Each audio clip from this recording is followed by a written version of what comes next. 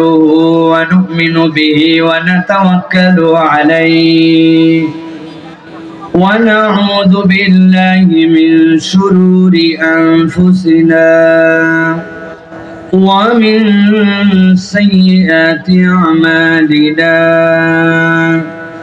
من يهد الله فلا مضل له ومن يضلل فلا هادي له وأشهد أن لا إله إلا الله وحده لا شريك له وأشهد أن سيدنا وحبيبنا وطبيب قلوبنا محمد الذي أرسله بالحق بشيرا ونذيرا وداعيا إلى الله بإذنه وسراجا منيرا فقد قال الله سبحانه وتعالى في كلامه المجيد وفي فرقان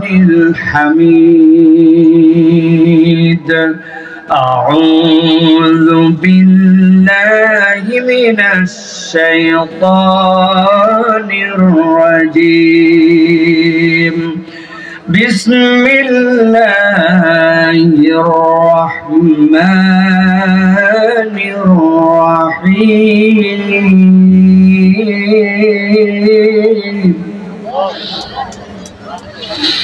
واصبر نفسك مع الذين يدعون ربهم بالغداة والعشي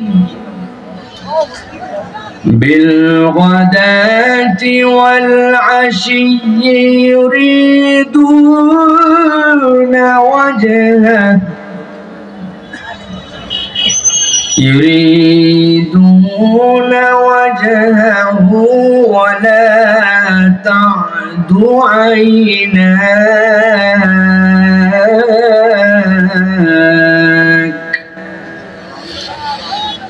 ولا تعد عيناك عنهم تريد زينة الحياة الدنيا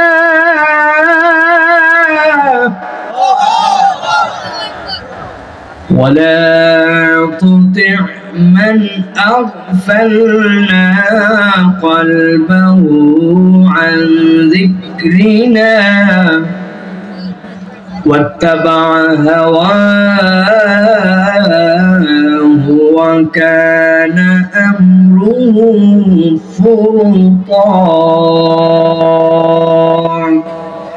وقال الله سبحانه وتعالى آمرا ومخبرا إن الله وملائكته يصلون على النبي يا أيها الذين آمنوا صلوا عليه وسلموا تسليما اللهم صل على محمد وعلى آل محمد كما صليت على إبراهيم وعلى آل إبراهيم إنك حميد مجيد اللهم بارك على محمد وعلى آل محمد كما باركت على إبراهيم وعلى آل إبراهيم إنك حميد مجيد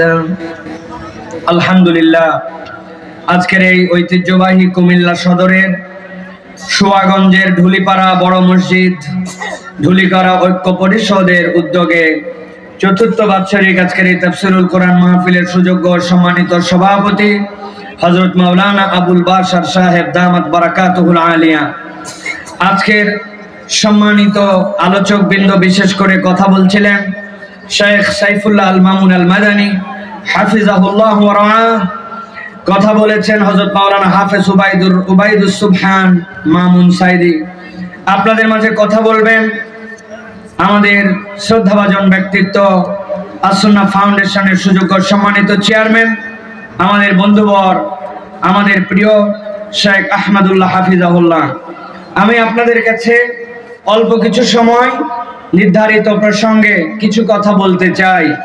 আল্লাহ রাব্বুল আলামিন আজকের আশা বসা আমাদের এই আয়োজন, যেই ভালোবাসা দিয়ে আজকের এই আয়োজনটি প্রতিষ্ঠিত হয়েছে, আল্লাহ যেন এটাকে কবুল ও মঞ্জুর করেন, বলেন আল্লাহুম্মা আমিন। আমরা যারা এখানে এসেছি, আমরা আশা থেকে আনন্দিত ভাই। আমি গত বছরও আপনাদের এখানে এসেছিলাম। আমার কোনো পুরাতন শ্রোতা আছেন এখানে? দেখেন একটু হাত দেখান না একটু। গত বছরের ওয়াজ মনে আছে আপনাদের ভাই? যদি ধরি দু একজনকে পারবেন। কিসের উপরে বয়ান হয়েছিল? আমার লিস্টের মধ্যে লেখা আছে। আমি গত বছর আপনাদের কাছে বয়ান করছিলাম 10টি প্রশ্ন এবং উত্তরের আলোকে আল্লাহর শেখানো পদ্ধতিতে ঈমান এবং শিরকের পরিচয়। আপনাদের মনে নাই, আমার পরিচয় মনে আছে। জানা ওয়াজ আরেকবার করে দিলে তো বক্তার জন্য আসান, তাই না ভাই? তা আপনারা যদি মনে না রাখেন তাহলে কেমনে হবে? এই জন্য আপনারা যা শুনছি আমরা, এই কথাগুলি আমাদের জন্য মনে রাখা অত্যন্ত গুরুত্বপূর্ণ। আল্লাহ যেন আমাদেরকে, আমাদের আশা ভরসাকে কবুল করেন, বলেন আল্লাহুম্মা আমিন। এই যে আমরা বসলাম, আসলাম, এই কথা শোনার জন্য আমরা একত্রিত হলাম, আর কিছু মানুষ এখনো আসতে পারলো না। দুই দল লোককে আপনার কি মনে হয়? এক? বুঝে বলেন কিন্তু এক। আমি আমার ভাষায় অনেক জায়গায় বলি, পৃথিবীতে পার্টি হচ্ছে দুইটা পার্টি। কয়টা পার্টি? জোরে বলতে হবে। পার্টি দুইটা। একটা পার্টি হচ্ছে অজ্ঞান পার্টি, আর একটা হচ্ছে সজ্ঞান পার্টি। পার্টি তাহলে কয়টা ভাই? এখন অজ্ঞান পার্টি কারা? আল্লাহ রাব্বুল আলামিন বলছেন, কুল হাল ইয়াস্তাউইল্লাযীনা ইয়ালামুনা ওয়াল্লাযীনা লা ইয়ালামুন।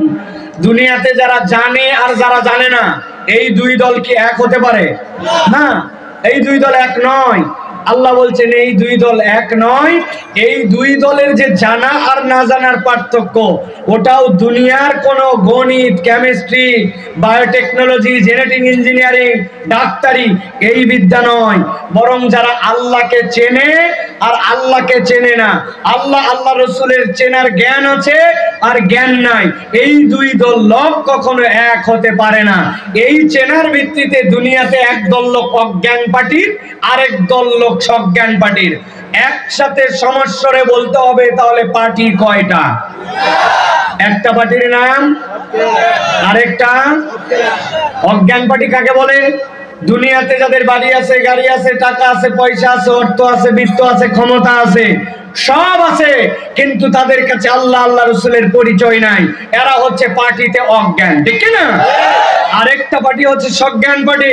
বাড়ি নাই, ঘোড়া নাই, ওই ব্যক্তিদের দুনিয়াতে হয়তো ইজ্জত নাই, সম্মান নাই, দুনিয়াতে কেউ হয়তো তাদেরকে সালামও দেয় না, কিন্তু কিছু না থাকলেও যদি আল্লাহ আল্লাহ রসুলকে চেনে, কোরআন সুন্নাহকে পছন্দ করে, ইমানের পক্ষে হয়, দুনিয়ায় কিচ্ছু নাই কিন্তু আছে ইমান, ওরা হচ্ছে পার্টিতে সজ্ঞান, ঠিক না? আমরা এখন পার্টিতে অজ্ঞান না সজ্ঞান? বুঝে বলেন। সুতরাং প্রিয় ভাইরা, এই সজ্ঞান পার্টির জন্য আল্লাহ রাব্বুল আলামিন পর্যন্ত আল্লাহ রসুলকে সতর্ক করে বলেছেন, আপনার দায়িত্ব হচ্ছে যারা আল্লাহকে সন্তুষ্ট করার জন্য আপনার কাছে আসে, আপনি কখনো তাদের থেকে মুখ ফিরাবেন না। সুবহানাল্লাহ বলেন।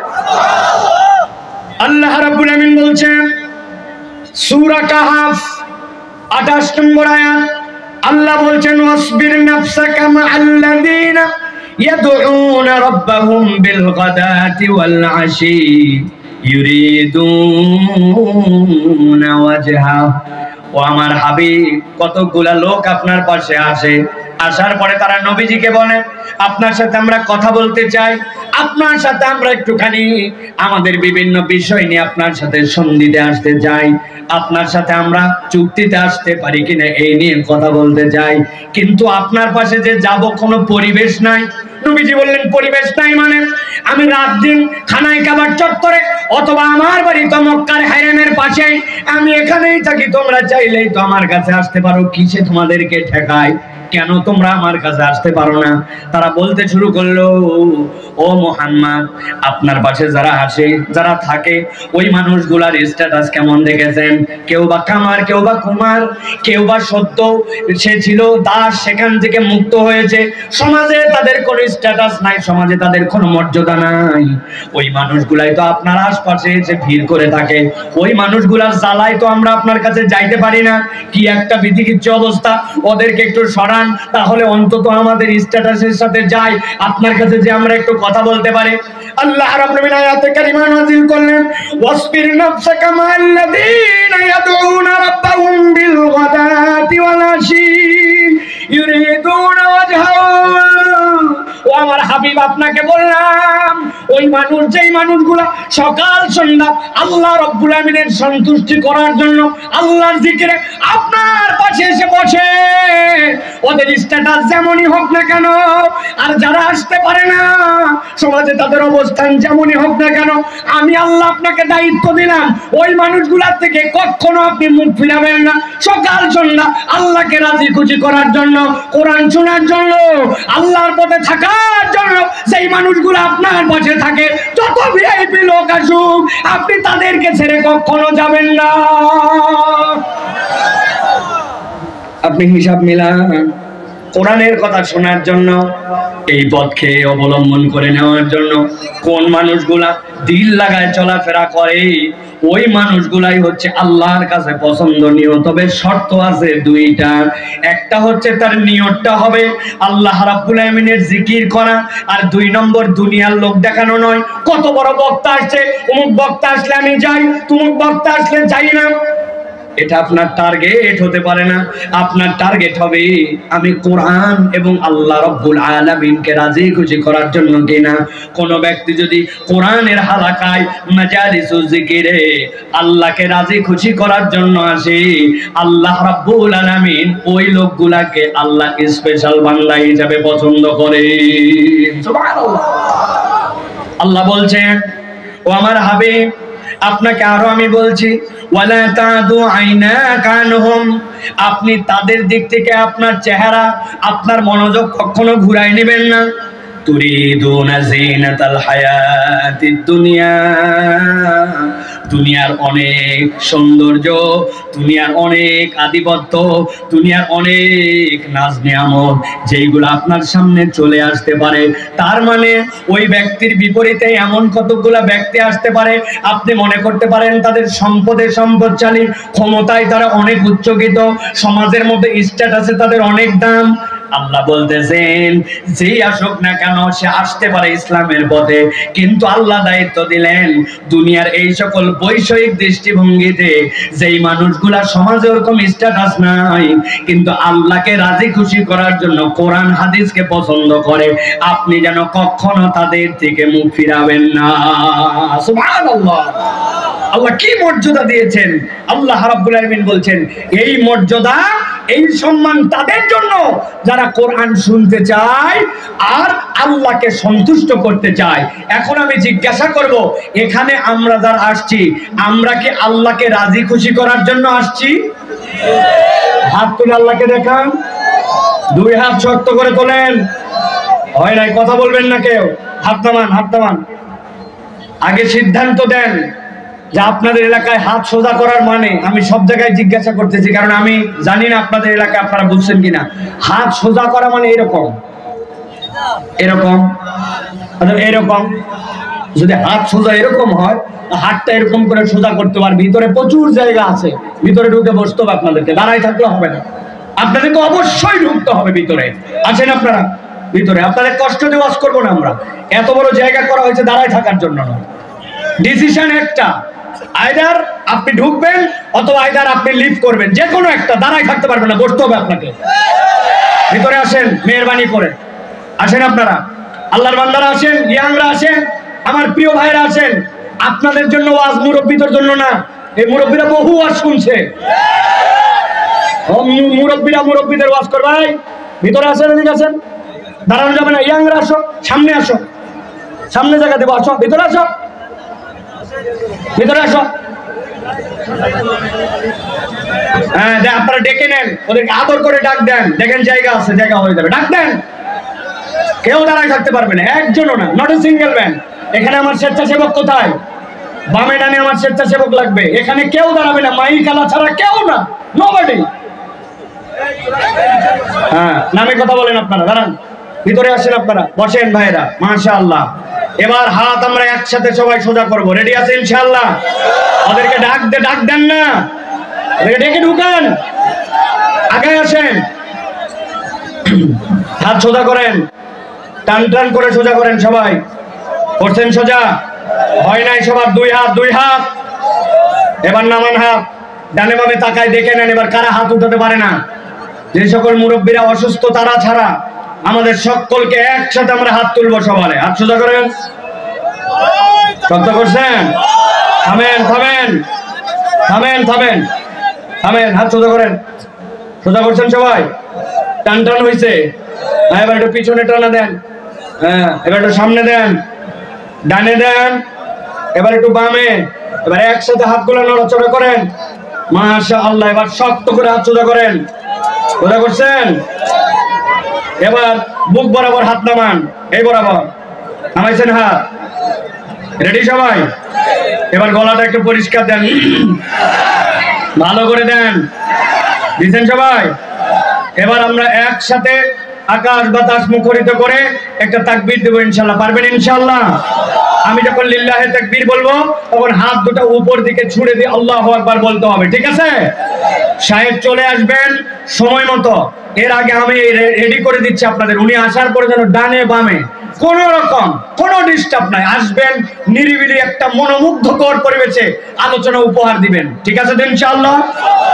একজন দাঁড়ায় থাকবে, যারা সাইডে বসে আছেন আপনাদের কাছে ধরা হবে, তোরে বসাতে পারেননি কেন আপনি? ওকে বসাতে হবে আপনাকে, ভিতরে ডেকে নিয়ে। রেডি সবাই? রেডি? দেখে এবারে তাকবীর দেন, লিল্লাহে তাকবীর, লিল্লাহে তাকবীর। আল কোরআনের আলো, আল হাদিসের আলো, তোমার নেতা আমার নেতা, তোমার নেতা আমার নেতা, আলেম ওলামা যেখানে, আল্লাহর আইন যেখানে, লিল্লাহে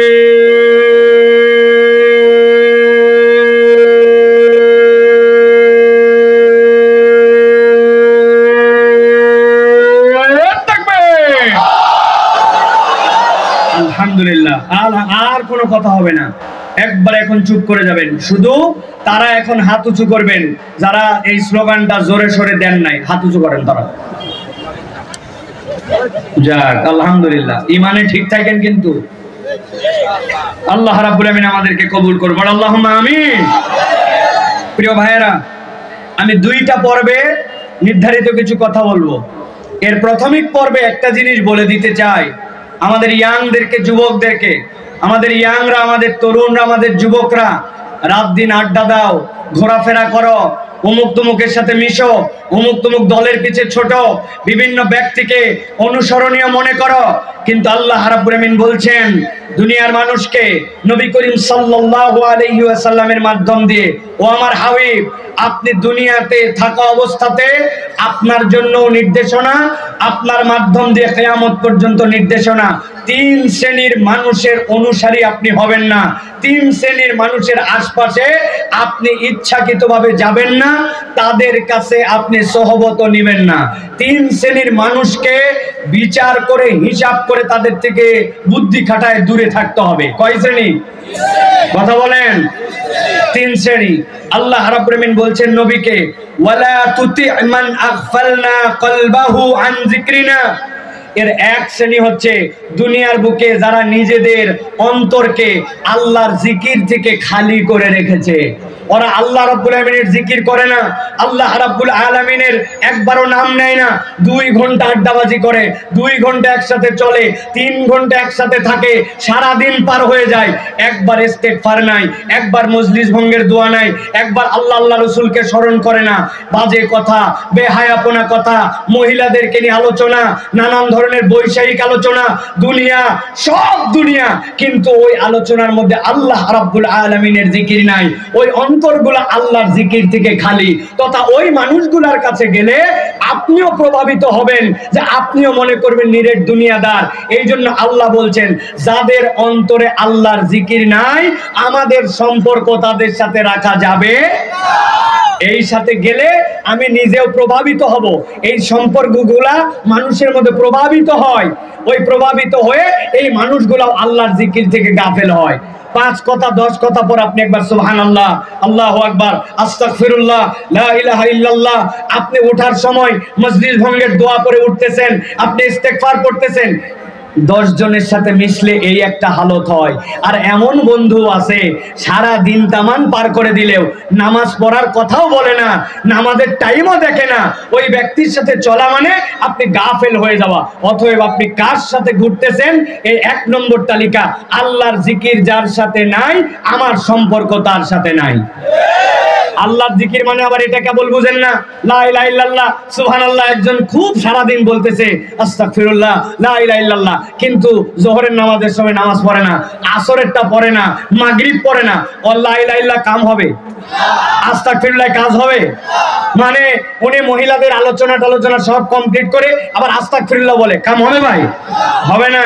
অতএব সবচেয়ে বড় ইমানদারের জন্য জিকির হচ্ছে আল্লাহর ফরজ ইবাদতের পাবন্দি করা।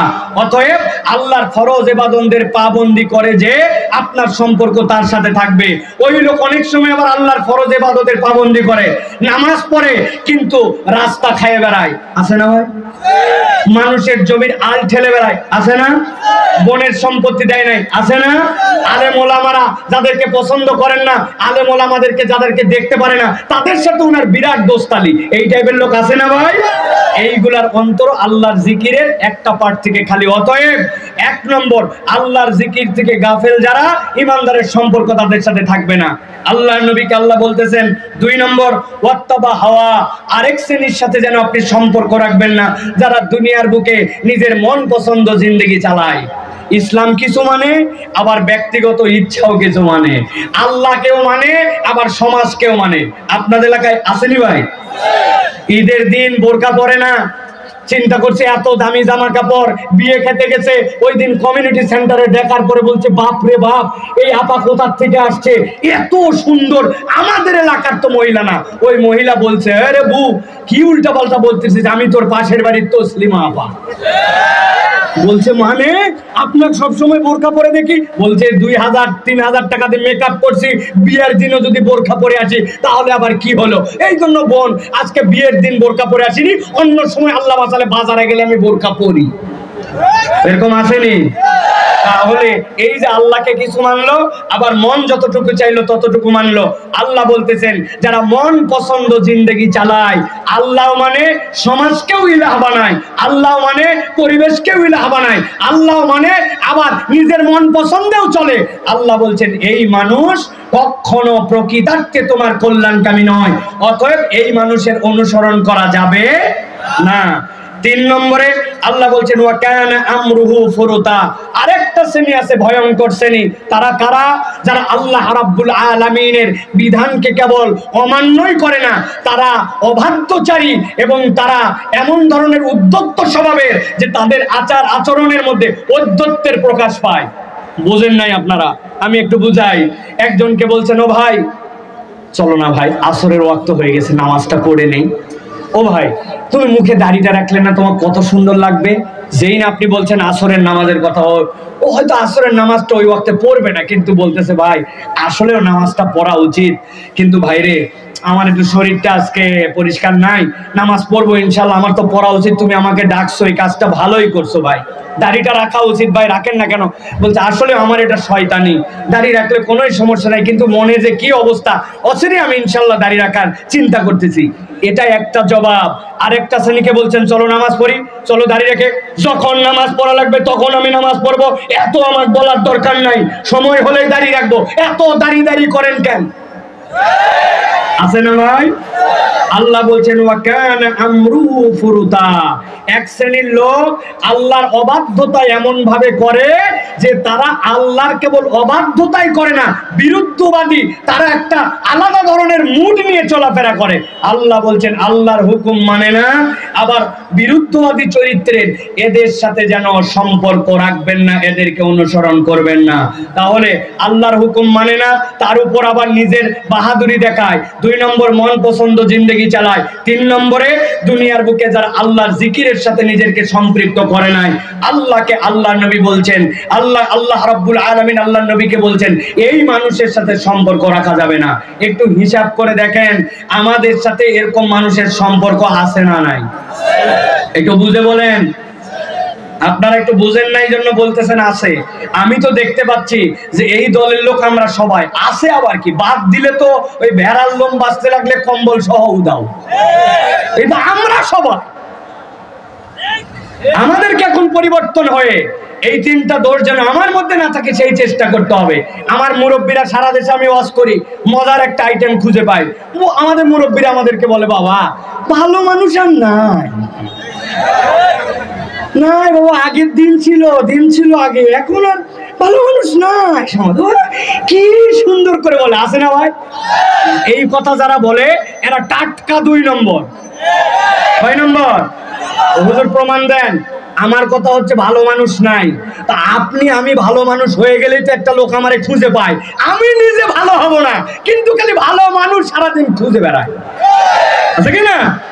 অতএব আমাদেরকে পরিবর্তিত হতে হবে, আমাদেরকে ভালো মানুষ হওয়ার জন্য চেষ্টা করতে হবে, যাতে ভালো মানুষের সহবত আমার সহবত যেন মানুষ পায়। বলেন আল্লাহুম্মা আমিন। প্রিয় ভাইরা, আজকে আমরা কোরআনুল কারীম থেকে কিছু কথা শুনতে চাই, রাজি আছেন তো আপনারা ইনশাআল্লাহ? আজকে আমরা সংক্ষিপ্ত সময়ে যে বিষয়ে কথা বলবো সেটি হচ্ছে দুনিয়াতে আমাদের অপরাধ, আমাদের ভুল, আমাদের জিন্দেগিতে নানা ধরনের ছোট বড় মাসিয়াত, যেগুলো আল্লাহ রাব্বুল আলামিনের অবাধ্যচরণ, এইগুলো আমাদের প্রত্যেকের জীবনেই কম বেশি আছে, ঠিক কি না? আছে না আমাদের জীবনে ভাই? এখন আমাদের জীবনে ভুলে ভরা জীবন, এই ভুলে ভরা জীবনে আল্লাহ রাব্বুল আলামিন আমাদেরকে বলছেন এই বান্দাদেরকে ভুলে ভরা জিন্দেগি দিয়া আমি আমার বান্দাকে জাহান্নামে পাঠাতে চাই না, আমি আমার বান্দাদেরকে মূলত জান্নাতে নিতে চাই। সুবহানাল্লাহ বলেন। আল্লাহ রাব্বুল আলামিন মূলত বান্দাদেরকে মাফ করে দিতে চান, আল্লাহ রাব্বুল আলামিন তার বান্দাকে ক্ষমা করতে চান, আল্লাহ তার বান্দাকে আযাব দিতে চান না। আল্লাহ রাব্বুল আলামিন কি বলছেন খেয়াল করেন। আল্লাহ কোরআনুল কারীমের মধ্যে বলছেন ইন্নাল মুত্তাকিনা ফি জান্নাতিন ওয়া উয়ুন উদখুলুহা বিসালামিন আমিনিন। আল্লাহ বলছেন দুনিয়ার মানুষ জেনে রাখো, যারা মুত্তাকি হবে, যারা আল্লাহ রাব্বুল আলামিনকে ভয় করে তাদের জীবন চালাবে, আমি রব্বুল আলামিন তাদেরকে বললাম ওই মানুষগুলার ডেস্টিনেশন, ওই মানুষগুলার গন্তব্য হবে ফি জান্নাতিন ওয়া উয়ুন। আমার বান্দাদেরকে আমি জান্নাত দিব, আর আমার বান্দার জন্য আমি নহরমালার ব্যবস্থা করে রাখবো। আল্লাহ রাব্বুল আলামিন বলছেন উদখুলুহা বিসালামিন আমিনিন, আমি আমার বান্দাদেরকে ডাক দিয়ে বলবো তোমরা ঢুকে যাও ওই জান্নাতের ভিতরে, আমি রব তোমাদেরকে গ্যারান্টার হচ্ছি তোমাদেরকে নিরাপত্তা এবং আল্লাহর পক্ষ থেকে তোমাদের প্রশান্তিময় অভিবাদন দিয়া তোমাদেরকে জান্নাতের মধ্যে ঢুকায় নেওয়া হবে। সুবহানাল্লাহ। আল্লাহ রাব্বুল আলামিন এরপরে বলছেন ওয়ানাযানা মা ফি সুদুরিহিম ওয়ানাযানা মা ফি সুদুরিহিম মিন গিল্লিন ইখওয়ানা।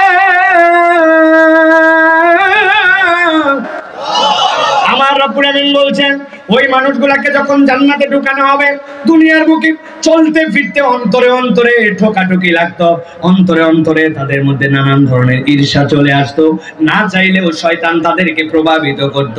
কিন্তু আল্লাহ বলছেন ওয়া নাযা'না মা ফি সুদুরিহিম, জান্নাতে ঢুকানোর পরে আমি রব্বুল আমিন তাদের জন্য ওপেন হার্ট সার্জারি করে দিব। ওই সার্জারি করে আল্লাহ কি করবেন? আল্লাহ বলছেন ওয়া নাযা'না, আমি দূর করে দিব তাদের জন্য। কি দূর করবেন? কইলেন ইখওয়ানা, তাদের ভ্রাতৃত্বের মধ্যে যেই ধরনের ঈর্ষা ছিল আমি রব্বুল আমিন দূর করে দিব। ওই জান্নাতের একজন আর আরেকজনের নিয়ামত দেখে জান্নাতের ভিতরে আর কেউ কাউকে প্রতিদ্বন্দ্বী ভাববে না। সব জান্নাতীরা ওই দিন ভাই ভাই হয়ে জান্নাতের ভিতরে থাকতে শুরু করবে। সুবহানাল্লাহ। আল্লাহ রাব্বুল আলামিন বলছেন আলা সুরুরিন মুতাকাবিলিন, ওই মানুষগুলাকে রব্বুল আলামিন ওই জায়গায় চেয়ারের ব্যবস্থা করবেন, সামনাসামনি তাদেরকে বসায় দিবেন। আল্লাহ বলছেন লা ইয়ামাসসুহুম ফিহা নাসাবুন ওয়া মা হুম মিনহা বিমুখরাজিন, ওইখানে যাওয়ার পরে ওই মানুষগুলাকে কখনোই ক্লান্তি ধরবে না। নাসাব মানে হচ্ছে আপনার মনে হচ্ছে এইটা খাইতে খাইতে আমার অবস্থা খারাপ, এটা দেখতে দেখতে আমি ক্লান্ত, ওয়াজ শুনতে শুনতে বিরক্ত। আল্লাহ বলছেন ওই জান্নাতে যাওয়ার পরে তোমার কোনো ধরনের আর ক্লান্তি আসবে না, আর আমি রব্বুল আমিন কখনোই তোমাদেরকে বের করে দিব না। এতগুলো অফার দেওয়ার পরে আল্লাহ নবীকে বলছেন ও আমার হাবিব, আমার বান্দাদের কাছে আপনি একটা খবর পৌঁছায় দেন। কি খবর পৌঁছাবেন? আল্লাহ বললেন নাব্বি ইবাদি আন্নী আনাল গফুরুর রহিম, আমার বান্দাকে খবর দিয়ে দেন আমি রব হিসাবে বান্দাদের জন্য গফুর আর রহিম। সুবহানাল্লাহ। আল্লাহ রাব্বুল আমিন এর দ্বারা কি বুঝাতে চান? আল্লাহ বুঝাতে চান আমার বান্দার অপরাধ যত হোক, আমার বান্দার ভুল যত হোক, আমার বান্দা দুনিয়াতে চলতে ফিরতে যতই মিস্টেক করে বসুক, আমি তাকে জাহান্নামে নেওয়ার জন্য সৃষ্টি করি নাই, আমি তাকে জান্নাতে নিতে চাই। আর আমি আমার বান্দাকে আল্লাহর পক্ষ থেকে আল্লাহ জানায় দিতে বলেছেন তার জন্য আমি রাহিম আর তার জন্য আমি গফুর। সুবহানাল্লাহ। এখন আল্লাহ তো গফুর, আল্লাহ তো রাহিম। আল্লাহ রাব্বুল আমিন নবীকে বলছেন বান্দাদের কাজ কি হবে? ওই গফুরের কাছে আপনার কাজ কি হবে, আমার কাজ কি হবে? গভীর মনোযোগ, ঠান্ডা মাথায় খেয়াল করেন। আল্লাহ কোরআনের সূরা 5 নম্বর সূরা, সূরা মায়েদা, সূরা মায়েদার 74 নম্বর আয়াতে নবীকে বলছেন, বান্দাকে বলেন আফালা ইয়াতুবুনা ইলাল্লাহ ওয়া ইস্তাগফিরুনাহু ওয়াল্লাহু গফুরুর রহিম। আমার বান্দা কি আমার কাছে একটু ফেরত আসবে না? আমার বান্দা কি আমার কাছে একটু ক্ষমা চাবে না? আল্লাহ বুঝাতে চান যেই বান্দা আল্লাহর কাছে ফেরত আসবে আর যেই বান্দা আল্লাহর কাছে ক্ষমা চাইবে, ওই বান্দা তার রবকে গফুরুর রহিম রব হিসাবে পেয়ে যাবে। আল্লাহ বান্দাকে ক্ষমা করে দিতে যান। এই জন্য আল্লাহ বলছেন নবী আপনি আপনার উম্মতকে আরো সান্ত্বনা দিয়ে যান। কুল ইয়া ইবাদিয়াল্লাযিনা আসরাফু আলা আনফুসিহিম লা তাকনাতু মির রাহমাতিল্লাহ। ও আমার নবী আপনি বলেন কুল ইয়া ইবাদি, ও আমার বান্দারা, আল্লাযিনা তোমরা যারা আসরাফু বাড়াবাড়ি করে ফেলেছো, আলা আনফুসিহিম তোমাদের অন্তরের উপরে, তাদের অন্তরের উপরে, লা তাকনাতু কখনো নিরাশ হয়ে যেও না মির রাহমাতিল্লাহ আল্লাহর দয়া থেকে। আল্লাহ নিজেই নিজেকে জানাচ্ছেন ইন্নাল্লাহ ইয়াগফিরুয যুনুবা জামিআ। ও বান্দা তোর গুনাহ কত আমি আল্লাহ জানাই রাখলাম, ইয়াগফিরুয যুনুবা জামিআ, তোর যত গুনাহ যিনি ক্ষমা করে দিতে পারেন তিনি হচ্ছেন গাফফার। সুবহানাল্লাহ। আল্লাহ নিজের পরিচয় গফুর দিয়েছেন, কিন্তু আল্লাহ গাফফার বলেছেন ফাআল থেকে। এইটার ব্যাখ্যা হচ্ছে বান্দা যতবার অপরাধ করে আল্লাহর কাছে যতবার ক্ষমা চাইতে পারে, তার থেকে বেশি যিনি ক্ষমা করতে পারেন তিনি হচ্ছেন আপনার আমার রব গাফফার। আল্লাহ রাব্বুল আমিন এই জন্য বান্দাদের জন্য বলছেন বান্দা তোমার কাজ কি বান্দা জানো? ওয়া আনিবু ইলা রাব্বিকুম ওয়া আসলিমু লাহু। বান্দা তোর কাজ বেশি কিছু না, দুইটা কাজ। ওয়া আনিবু তোর রবের সাথে তুই সম্পর্ক জুড়াই দে, তোর রবের কাছে তুই ফেরত চলে আয়। ওয়া আসলিমু আর রবের কাছে তুই আল্লাহর কাছে তুই মাথা নত কর, সারেন্ডার হয়ে যা। আল্লাহ বলছেন মিন ক্বাবলি আইয়াতিয়াকুমুল আযাব, আমার আযাব যদি চলে আসে তথা তোমার রূহ কবজের সময় যদি চলে আসে, এর আগ মুহূর্ত পর্যন্ত বান্দা যদি তুমি আল্লাহর কাছে ফেরত আসো আর তার কাছে আত্মসমর্পণ করো, আল্লাহ বলছেন তোমার সবগুলা কবুল। কিন্তু যদি তোমার কাছে ওই আযাব চলে আসে, সুম্মা লা তুনসারুন, আর তোমার সাহায্য করার মতো কেউ থাকবে না। অতএব আল্লাহ বুঝাতে চান, বান্দা বয়স মেপে অপেক্ষা করে কখন আল্লাহর কাছে ফেরত এসো না। আল্লাহর কাছে অপরাধ হওয়ার সাথে সাথে যেই বান্দা ফেরত আসে, আল্লাহ ওই বান্দার প্রতি রাগ করেন না, ক্ষমা করে দেন। এই কয়েকটা আয়াতের আলোকে আমরা ছোট্ট একটা সিদ্ধান্তে আসবো। আমি জানি, তারপরেও আপনাদের কাছ থেকে জানার নিয়তে বলি যে আমরা আসলে জান্নাতে যেতে চাই না চাই না? আর জোরে বলার দরকার নাই, কিন্তু মুখ দিয়ে বলেন, চাই না চাই না? চাই। 2 নম্বর জিজ্ঞাসা হচ্ছে, জান্নাতে যেতে চাই, কিন্তু ছোট বড়, জানা অজানা, ইচ্ছায় অনিচ্ছায়, আমাদের শয়তানের প্ররোচনায়, মানব শয়তানের প্ররোচনায় আমাদের জীবনে গুনাহ আছে না নাই? জিজ্ঞাসা করি, আছে না নাই? এখন এই গুনাহ খাতা নিয়ে জান্নাতে যাওয়া যাবে তো না? তাহলে কি করতে হবে? আল্লাহর কাছে আমাদের ক্ষমা নিতে হবে, ঠিক না? আমি আপনাদের কাছে দ্বিতীয় পর্বে যেটা বলতে চাই, ক্ষমা আমরা সকলেই চাই, কিন্তু ক্ষমা প্রাপ্তির উপায় কি? কোরআন সুন্নাহর আলোকে স্পেসিফিক আমরা ক্ষমা চাই, কিন্তু ক্ষমা প্রাপ্তির উপায়টা কি? আমি আপনাদের কাছে সংক্ষিপ্ত সময়ে আজকে বলে দিতে চাই। কোরআন সুন্নাহর আলোকে মানব জীবনে সর্বনিম্ন ক্ষমা প্রাপ্তির উপায় হচ্ছে 5টা। কয়টা? সবাই বলেন নাই, আরেকবার হাতগুলা নিচে নামান, এরকম করে রেডি হবেন সব হাত, এভরিবডি, ছোট হন বড় হন। আমি জিজ্ঞাসা করব, সর্বনিম্ন আল্লাহর কাছে ক্ষমা প্রাপ্তির উপায় কয়টা? হাত তুলে সবাইকে দেখাতে হবে 5টা। সর্বনিম্ন আল্লাহর কাছে ক্ষমা প্রাপ্তির উপায় কয়টা? 5টা। সব হাত ওঠে নাই, আরেকটা চান্স দিলাম, হাত নামান। ক্ষমা প্রাপ্তির উপায় কয়টা? 5টা। আরেকবার চান্স দিব, হাত নামান, একসাথে কয়টা? 5টা। আলহামদুলিল্লাহ, 5টা উপায়। আমি আপনাদের কাছে প্রাথমিকভাবে 2টা উপায়ের কথা আগে বলি, ভালো করে খেয়াল করবেন। এইগুলো আমাদের আমলের জন্য দরকার। আল্লাহ রাব্বুল আলামিন যেন আমাদেরকে তার ক্ষমাপ্রাপ্ত বান্দাদের অন্তর্ভুক্ত হওয়ার তৌফিক দান করেন। আল্লাহ রাব্বুল আলামিন বলছেন, নবী আপনি জানায় রাখেন, বান্দা যদি আল্লাহর কাছে ক্ষমা পেতে চায়, 1 নম্বরে ওই বান্দাদের ঈমান আর নেক কাজ করা লাগবে। যেই বান্দার জীবনে ঈমানের সাথে নেক কাজ নাই, ওই বান্দার ক্ষমাও আল্লাহর কাছে নাই।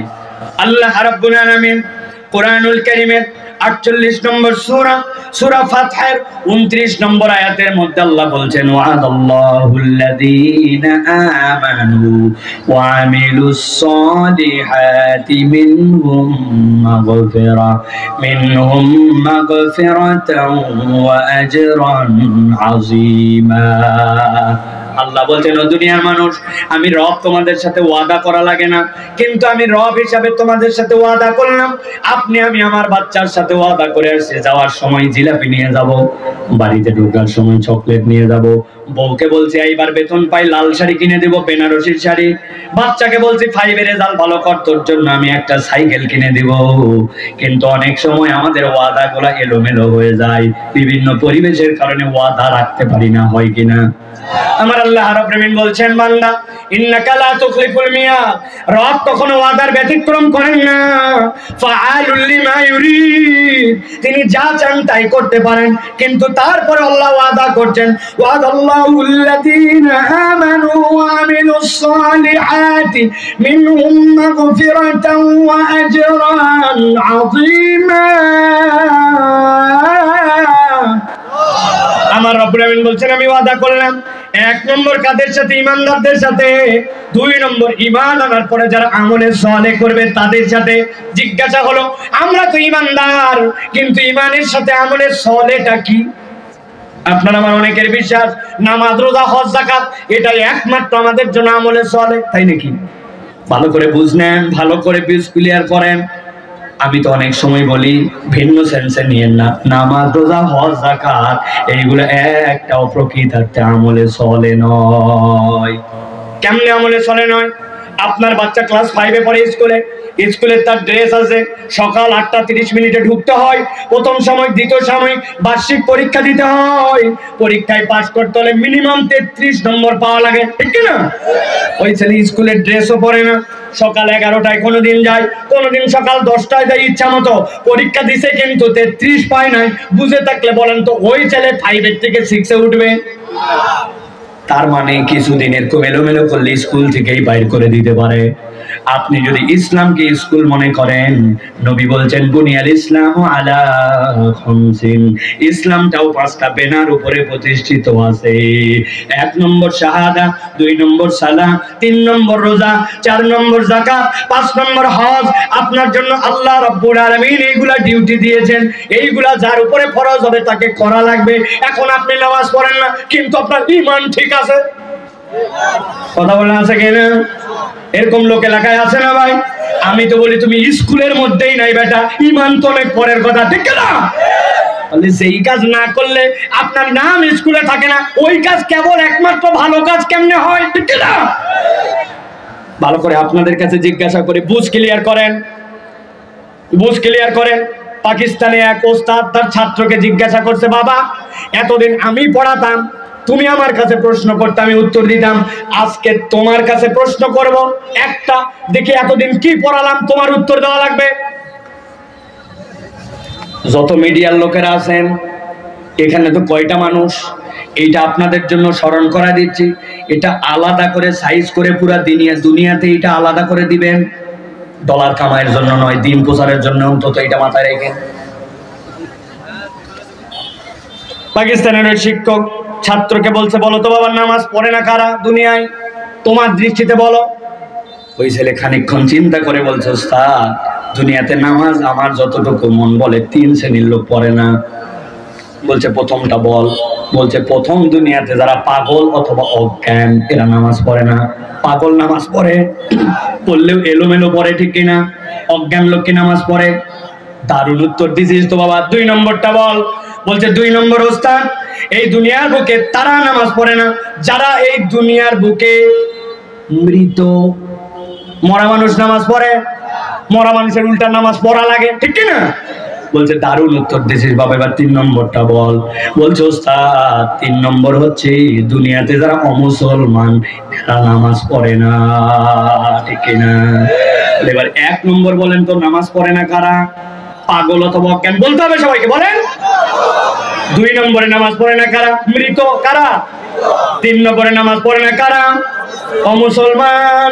এবার একজন ব্যক্তির মুখ বন্ধ থাকবে না, আমি জিজ্ঞাসা করব অনলাইন সহ দুনিয়ার যে যেখান থেকে শুনবেন কিয়ামত পর্যন্ত সকলের কাছে জিজ্ঞাসা, বলেন তো আমরা কি যারা কথা শুনতেছি আমরা কি অজ্ঞান অথবা পাগল? বললেন না, অজ্ঞান অথবা পাগল। আমরা কি মৃত? আমরা কি অমুসলমান? ফাইসে গেছেন। আপনারা আপনাদের উত্তর দিয়ে দিয়েছেন, আমরা মৃতও না, অজ্ঞানও না, অমুসলমানও না। একজন কালকে বলছে নামাজ পড়িস না কেন, তুই কি মরা? বলছে বললে হবে নাকি? পাগল। আরে না, আমি কি জন্য পাগল হব? অমুসলমানের বাচ্চারা। তুমি পাগল না, অমুসলমান না, অজ্ঞান না, নামাজ পড়ো না কেন? কথা ঠিক কিনা? হিসাব বরাবর করে নেন।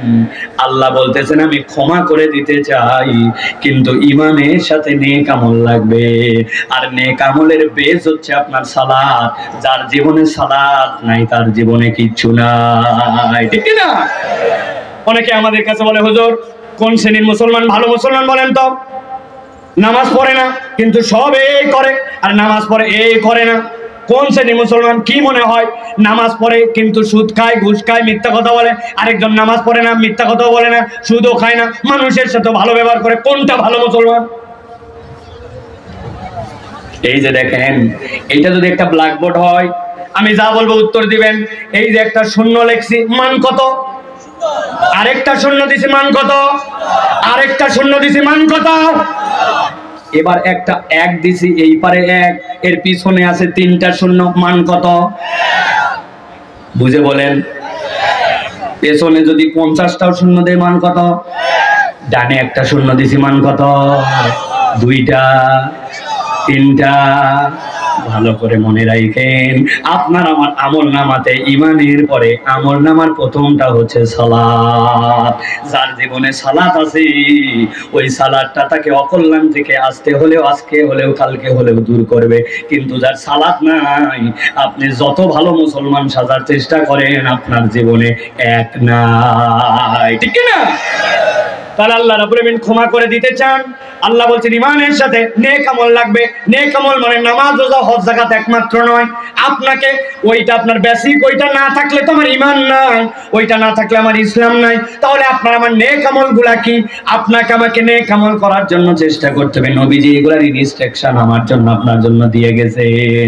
এর অন্যতম হচ্ছে আল্লাহ নবী বলছেন লিল মুমিনি আলাল মুমিনি সিত্তু ফিসাল, 6টা কমসে কম দায়িত্ব আছে। কেউ অসুস্থ হয়েছে, তাকে দেখতে যাওয়া প্রয়োজন নাই, ফায়দা নাই। ওইটা দেখতে গেলে আমার কোনো সমাজে স্ট্যাটাস আসবে না, উল্টা নিজের তেল খরচ হবে। কিন্তু আপনাকে তাকে দেখতে যেতে হবে, জানাজায় শরীক হতে হবে। রাস্তার মধ্যে দেখছেন ছোট্ট একটা টুকরা পড়ে আছে ইটের, কেউ হোঁচট খাইতেও পারে নাও পারে, আপনি ওটা সরাই দিয়েছেন। মসজিদে ঢুকছেন, ঢোকার পরে আপনি সময় আছে 5 মিনিট, চাইলে আপনি বসে যেতে পারেন না। আমি 2 রাকাত তাহিয়াতুল মসজিদ পড়েছি, 2 রাকাত আমি ওযুর নামাজ পড়েছি, এরপরে আমি বসে গল্প করতে পারি না। সুবহানাল্লাহি ওয়া বিহামদিহি সুবহানাল্লাহিল আযীম করি।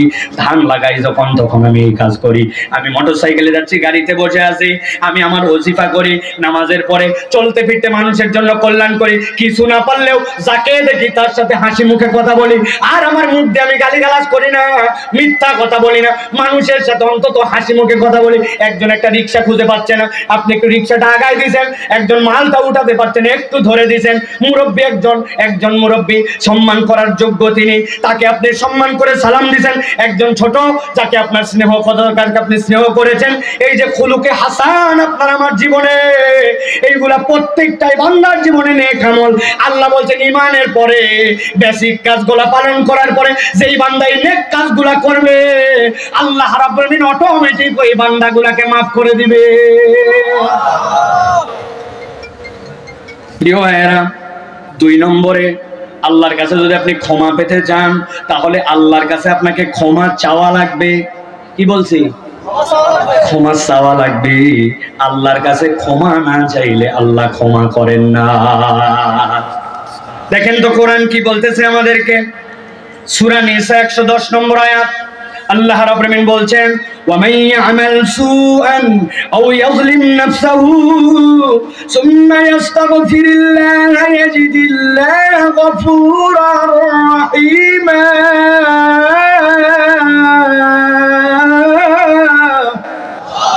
আমার আল্লাহ বলছেন এই দুনিয়ার মানুষ ঠান্ডা মাথায় বোঝো, আমার নবীকে দিয়ে তোমাদেরকে কি শেখাচ্ছে। আল্লাহ রাব্বুল আলামিন বলছেন ওয়ামাই, তোমাদের মধ্যে যে বাজারা ইয়ামাল করতেছে, করবে, সুআন ভুল অপরাধ গুনাহ, আও ইয়াজলিম অথবা জুলুম করে ফেলে, নাফসাহু তার অন্তরের উপরে। আল্লাহ তার অন্তরকে সিধা পথে চলতে বলছিলেন, কিন্তু অন্তরের প্রতি জুলুম করেছে। আল্লাহ বলছেন ঘাবড়ায় যেও না, সুম্মা ইস্তাগফিরুল্লাহ, এরপরে যেই না ওই বান্দা আল্লাহর কাছে ইস্তেগফার করবে, ক্ষমা চাইবে, আমি রব্বুল আমিন তার জন্য জানাই রাখলাম ইয়াজিদিল্লাহ গফুরুর রহিমা। ওই বান্দা আল্লাহ রাব্বুল আলামিনকে নিশ্চয় দয়াশীল ক্ষমাকারী হিসাবে পেয়ে যাবে। সুবহানাল্লাহ। তাহলে আল্লাহর কাছে আপনাকে আমাকে ক্ষমা চাইতে হবে, ঠিক কি না? আমরা ক্ষমা চাই না, আল্লাহর কাছে আমরা ক্ষমা চাই না। ক্ষমা না চাইলে রব্বুল আলামিন বান্দাকে মাফ করেন না। এখন কথা হচ্ছে আমরা তো ক্ষমা অনেকে চাই, কিন্তু আমাদের ক্ষমা চাওয়াটাও, আমি সব জায়গায় এটা বলতেছি, ক্ষমা চাওয়াটাও স্বয়ং বেয়াদবি হয়। বুঝেন নাই না? বেয়াদবের মতো ক্ষমা চাই, বলি হুজুর আমরা চাই না বেয়াদবের মতো। হ্যাঁ, আমি একটু দেখাই আপনাদেরকে, আমার দিকে তাকান। ফরজ নামাজের মধ্যে এই তো একটু আগেও নামাজ পড়লাম, আসসালামু আলাইকুম ওয়া রাহমাতুল্লাহ, আসসালামু আলাইকুম ওয়া রাহমাতুল্লাহ।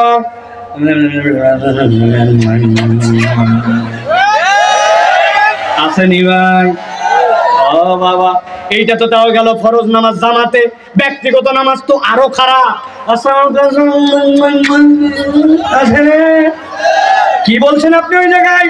আপনি বলছেন রব্বানা আতিনা ফিদ দুনিয়া হাসানা, অথবা বলছেন রব্বানা যালামনা আনফুসানা, তাই তো না? কিন্তু বলার ধরনটা কিরকম, কেইসা বেয়াদব। আমি একটু দুইটা উদাহরণ দেই। আপনার এলাকার চেয়ারম্যান সাহেবের কাছে একজন বয়স্ক ভাতার জন্য গেছে মুরব্বী, কথা শুনেন আমার দিকে তাকান। বয়স্ক ভাতা চাওয়ার জন্য মুরব্বী গেছে, চেয়ারম্যান সাহেবের সামনে যাওয়ার পর চেয়ারম্যানকে আসসালামু আলাইকুম চেয়ারম্যান সাহেব, আমার বয়স 70 বছর হয়ে গেছে, আমার কিন্তু আর কাজ কাম করতে পারি না, মেহরবানি করে আপনার এলাকার শুনে বয়স্ক ভাতার জন্য কাগজপত্র চাই, আমাকে একটা বয়স্ক ভাতা আমি কালকের মধ্যে ম্যানেজ করে দেব, আসসালামু আলাইকুম। চেয়ারম্যান বলে ধরতো ব্যাক কলে ধরতো, ঠিক না? আচ্ছা বাদ দিলাম চেয়ারম্যান সাহেব, এলাকার মানুষ যেহেতু ভোটের চাহিদা আছে তার, আপনি এসপি সাহেবের কাছে কোনোভাবে গেছেন, আপনার ছেলের একটা চাকরি দরকার, আপনি এসপি সাহেবের কাছে আসসালামু আলাইকুম চেয়ারম্যান, এসপি সাহেব আপনি এলাকার দায়িত্বের মধ্যে আছেন, আমার ছেলেকে পুলিশের মধ্যে নিতে চান, আপনি মেহরবানি করে আগামীকালকে সকালে দরখাস্ত আমাকে চাকরির ব্যবস্থা করে দেবেন। কিন্তু গেলাম বলবো ধরে 3 দিন অন্তত হাজতে রাখবে, কথা বলে।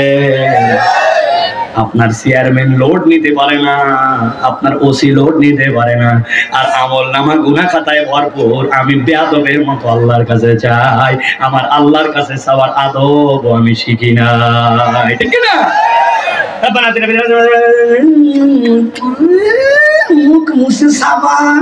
মনে করছে আল্লাহ মাফ না করে দিলে বিরাট সমস্যায় পড়ে যাবে আল্লাহ। আদো বলা হই, চাওয়ার ক্ষেত্রে অন্তত আদো বলা হওয়া লাগবে। বেয়াদব বেনসিব, যার আদব নাই তার নসিবে কিচ্ছু নাই, ঠিক না? আল্লাহর কাছে হুজুর পাইছেন একটা, সাইফুল্লাহ ভাই বাচ্চার জন্য একটু দোয়া করবেন। সাইফুল্লাহ ভাই, আমরা 2 সাইফুল্লাহ আবার পাশাপাশি, সাইফুল্লাহ ভাই দোয়া করবেন, দোয়া করবেন। ভাই আপনি দোয়া করবেন বলছেন, আমি দোয়া করতেও পারি নাও পারি, আমার দোয়া কবুল হতেও পারে নাও পারে, কিন্তু আপনার একটা সন্তান আছে 5 বছর 10 বছর 15 বছর বয়স, আপনি বুকে হাত দিয়ে বলেন তাহাজ্জুদের সময় উঠে আধা ঘন্টা সিজদায় পড়ে গেছেন, চোখগুলা যেন বের হওয়ার মতো অবস্থা। আই রব্বুল আমিন, ইমাম বুখারী তো এই দুনিয়ারই আল্লাহ, ইমাম মুসলিম এই দুনিয়ার, ইমাম আজম এই দুনিয়ায়, আমি অত দূর চাই না, কিন্তু আমার সন্তানকে তাদের মতো নেককার বানাতে চাই আল্লাহ। তুমি না বলছো আই রব্বুল আমিন তুমি দিবা, প্রথম আসমানে আসো, আমার বাচ্চাকে তুমি দিবা না কেন? কানতে কানতে কানতে কানতে যাই নামাজ ভিজায় ফেলছে, 10 মিনিট হাত তুলতে তুলতে হাত থরথর করে কাঁপতে শুরু করছে, তারপরে আল্লাহকে বলছে ইয়া যাল জালাল ওয়াল ইকরাম, তুমি দিবে না কেন? আমার অসুখ ভালো করে দিবে না কেন? আমার বাচ্চাকে দিবে না কেন? আমার সমাজে বরকত দিবে না কেন? আমার পরিবারে সুখ দিবে না কেন? আমাকে মাফ করে দিবে না কেন? বান্দার জীবনে গুনাহ খাতায় ভরপুর, চাহিদা তার অসীম, কিন্তু বান্দা 10 মিনিট আল্লাহর কাছে চায় না। আর আপনাদের কথা বাদ দেন, আমরা হুজুররাই তো চাওয়ার সময় পাই না। প্রিয় ভাইরা, আল্লাহ বলছেন ক্ষমা পেতে চাও, আল্লাহর কাছে চাও। তরুণ, তুমি না চাকরি খোঁজো, তুমি না তোমার ব্রাইট ফিউচার চাও, তুমি আগামীতে, তুমি ভবিষ্যতে তুমি একটা উজ্জ্বল কিছু হতে চাও, কই তুমি যেই দেনওয়ালা সবচেয়ে বড় রাজ্জাক যুল কুওয়াতিল মাতিন, ওই রবের কাছে কয়দিন তুমি বলছো? তুমি একদিনও বলো না। আমার বড় ভাই সৌদি আরব থাকে, মামা ইউরোপে, হুজুর খালি ইন্টারমিডিয়েটটা পাস করলে ভিসা পাঠাবে আর চলে যাব। ওই স্বপ্ন দেখে দেখে বহুত লোকজন বুড়া হয়ে গেছে, যেতে পারে না। তকদির খোলা লাগে আল্লাহর কাছ থেকে, দুনিয়ার কারো কাছে নয়। চাও যুবক চাও। ওই মুরব্বীরা চাচ্ছে তো বাধ্য হয়ে, বেচারির তো আর কাজ নাই, আসরের পর এমনি মসজিদে বসে থাকে না, আগে বহুত আড্ডা মারছে, এখন উনার আড্ডাও কেউ পছন্দ করে না, পকেটে টাকাও নাই, জন্য 10 জনের পান খাওয়া লাগবে, এই জন্য চায়ের দোকানে যায় না, উনি বেকায়দায় করে আসরের পর তসবিহ গুনে। আর তোমার আমার হাতে অফুরন্ত অবসর, যা ইচ্ছা তাই করতে পারে। ওই মোবাইল চালাতে পারে না, মুরব্বীর জন্য দেখতে পারে না, তাছাড়া উনিও ঠেলতো, উনি বেকায়দায় পরে বাটন মোবাইল, আর তুমি আমি কায়দায় পরে আমার মোবাইল। ওইগুলা সব থাকার পরে আমি আল্লাহকে ডাকি, আল্লাহর দিকে আমি সারা দিয়ে দিছি। ওই মুরব্বির চাওয়ার থেকে তোমার আমার চাওয়ার দাম আল্লাহর কাছে 70 গুণ বেশি। অতএব আল্লাহ রাব্বুল আমিনের কাছে তোমাকে আমাকে চাইতে হবে। আমাদের সালাফরা বলছেন, কেউ যদি আল্লাহর কাছে কেবল চায়, আল্লাহ তাকে ক্ষমাই করে দেন না, আল্লাহ 3টা বোনাস দেন। কয়টা বললেন না যে? আল্লাহ বলতেছেন জানাই দেন। 1 নম্বরে কঠিন অবস্থা থেকে আল্লাহ তাকে উদ্ধার করে দেন, 2 নম্বরে আল্লাহ তার দুশ্চিন্তা দূর করে দেন, 3 নম্বরে রব্বুল আমিন তার রিজিকের মধ্যে অফুরন্ত বারাকা দান করে দেন। সুবহানাল্লাহ। অতএব ক্ষমা লাভের দ্বিতীয় উপায় হচ্ছে আল্লাহর কাছে ক্ষমা চাওয়া। 3 নম্বরটা বলি, এবার খেয়াল করেন। ক্ষমা যদি পেতে চাই রব্বুল আলামিনের কাছে আপনাকে আমাকে তওবা করা লাগবে। কি করা লাগবে? সবার মধ্যে বলতে হবে কি করা লাগবে। হয় নাই পেছনে ওই যে আকাশি কালারের শার্ট, হাতের মধ্যে এরকম, হ্যাঁ চোখ কিন্তু ভালো আছে আলহামদুলিল্লাহ বলেন। হ্যাঁ, কি চাওয়া লাগবে? তোমার মুখে শুনতে চাই, কি চাওয়া লাগবে? তওবা। প্রিয় ভাইরা বলবেন হুজুর ইস্তেগফার আর তওবা তো প্রায় একই একই মনে হয়, তাই না? ইস্তেগফার আর তওবা আলাদা। গভীর মনোযোগে খেয়াল করেন। তওবা মানে হচ্ছে আল্লাহর কাছে ফেরত আসা। কি আসা? আল্লাহ বলছেন তুবু ইলাল্লাহি তাওবাতান নাসুহা। নাসুহা শব্দটা দুইটা মূল ধাতু থেকে, একটা হয়তোবা নাসাহাতুন থেকে নুন সাদ হাতা, অথবা নাসাহাতুন থেকে। নাসাহাতুন মানে ফিরে আসা, নাসাহাতুন মানে ভাঙা সম্পর্ক জোড়া লাগানো, কাঁথা যেরকম সেলাই করে জোড়া দেয় ওইটা যেরকম নাসাহা। আল্লাহ বলছেন তোর সাথে রবের সম্পর্ক নষ্ট হয়েছে, জোড়া দে, অথবা রবের কাছে ফেরত আয়। আল্লাহ বলছেন এইরকম ভাবে বান্দা যখন আল্লাহর কাছে ফেরত আসে রব্বুল আলামিন বান্দাকে মাফ করে দেন। সুবহানাল্লাহ, লিল্লাহি তাকবীর, লিল্লাহি তাকবীর। শেখ আহমদুল্লাহর আগমন, শেখ আহমদুল্লাহর আগমন। কুমিল্লাবাসীর পক্ষ থেকে